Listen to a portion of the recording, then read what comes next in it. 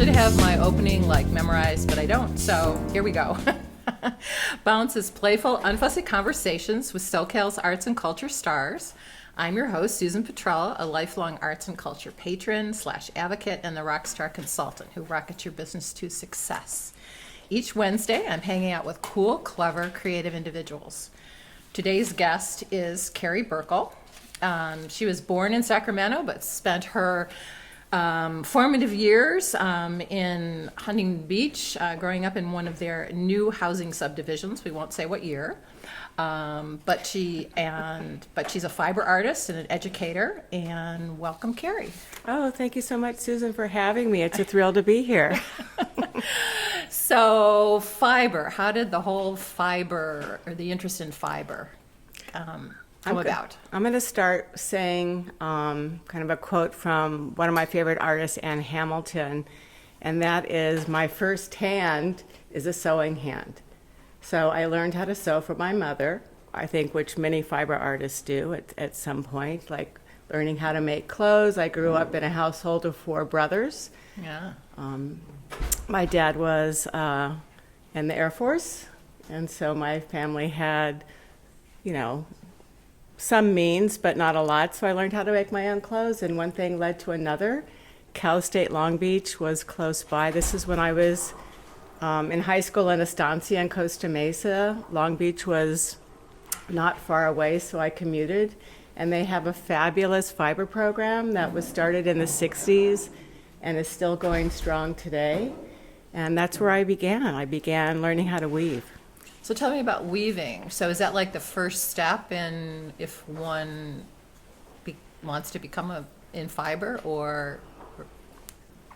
Well, as you can see from the exhibit, California Fibers, that there are many ways to engage, I will say, with textiles. And weaving is one. Like, you can weave on a very simple frame loom that could sit at a table or on your lap, on a backstrap loom, which happens all over the world, which is, a mechanism that's close to your body, or a floor loom, a jack loom, which is typical of how most weavers learn to weave. But I was really interested in structure, like the grid is formed on the loom. I was really interested in color and texture and how to use dyes. And that was my foray. I never thought I was going to be a painter or an illustrator. I admire those skills very much, but that's not me. So I'm much more about form, color, space, texture. And I have to backtrack. Boy, I'm really out of sync here. Coming okay. on my 5th season.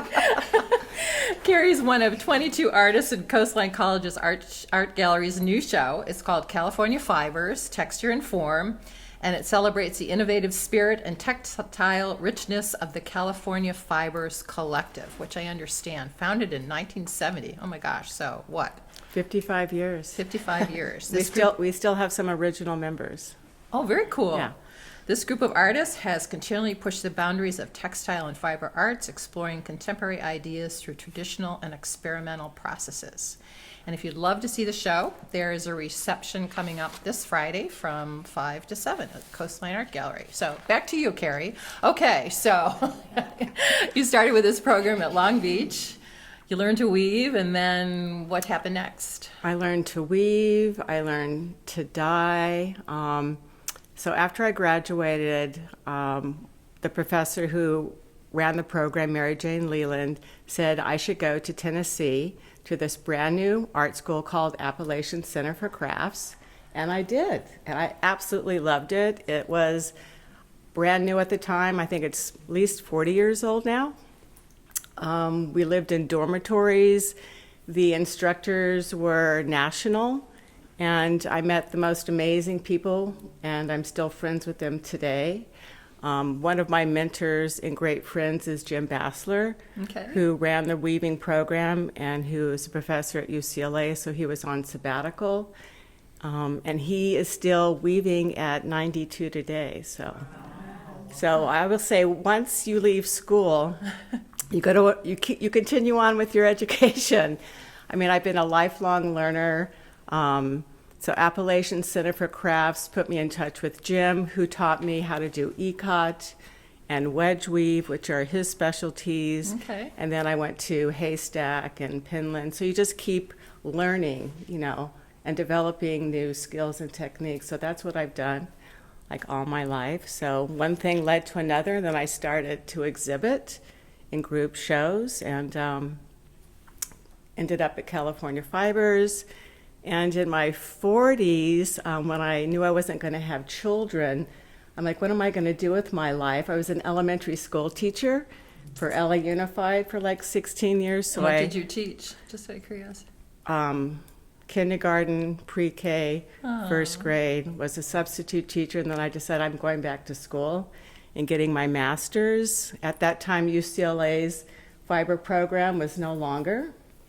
And so Long Beach State again was right there. I lived in Los Angeles, so I applied and got my MFA in fibers at Cal State Long Beach, and I ended up teaching there. I never left since 2002. So I started teaching as a grad student. And because of that, I know all kinds of techniques. And do you incorporate those in your work? Do you want to talk about the work that's in the California Fibers Texture and Form show here? I do, yes. I basically started out as a weaver, and because I had to teach so many other forms and processes, screen printing was part of my practice. And then most recently, I returned to sculpture and basketry, and I wanted to pass out a few just startings and examples. So I really love work that pertains abstractly to the figure and to the body in some form or another. I collected these little ceramic pieces from some industrial warehouse, and they've been sitting around forever. And I thought, well, what can I do with these? So I just began intuitively, like starting, this is the beginning, and you work in the round, and you build up the form by adding, these are the warps, and then the weft or the weaver travels around, and you'll see my two pieces in the show. Yeah, pass these around. And I'm kind of calling this series Innie Outie because I can flip the whole piece over and make these pieces become interior, like something that you would have to peer into. And this is just something called Paper Rush, and I get this from Frank's, Canaan Rush in Huntington Beach. He's a basketry supplier, and it comes in different widths, and they use this for caning chairs. And it's a really malleable, inexpensive, easy to use material. So I was really enjoying using the paper. And then traditionally, you'll see that a lot of basketry artists who do twining, this process is called twining, so it's off-loom weaving. We use this beautiful hemp Italian cord, and then my material is wax linen.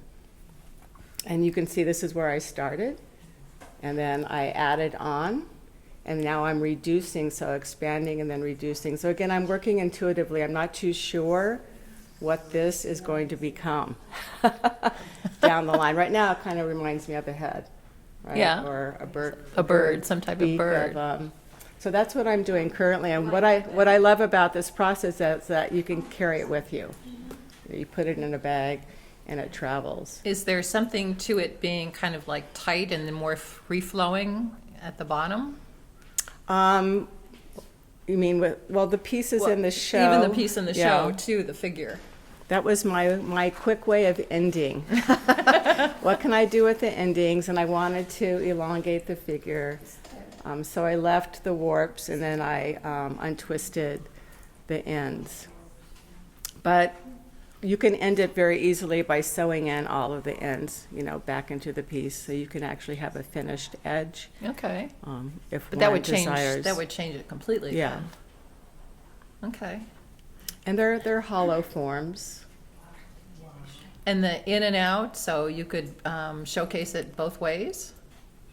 I guess one time you could have it up, and the other time. I could, yeah. I mean, you could position. You can Position it position differently. it in different, depending on the environment, right, or the installation. So at Cal State Long Beach, we teach basketry techniques. We teach soft forms. A lot of the artists in the show, or some of the artists in the show, went to Cal State Long Beach with me.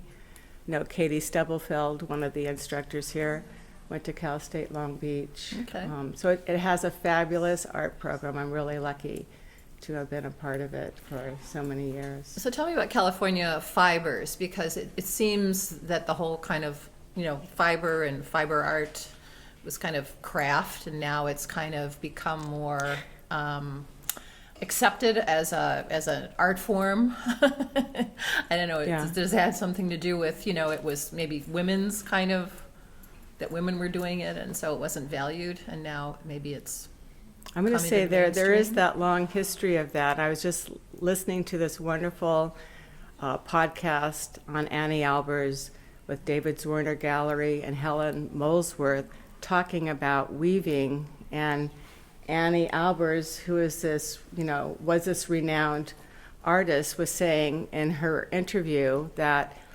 her weaving was moving towards art. It wasn't quite craft, and it wasn't quite in the realm of fine arts yet, but today I think that's cracked wide open. I really think since the 60s and the fiber art movement that like the pendulum has swung, and that fiber arts are considered fine art. I mean, it depends. Is it utilitarian?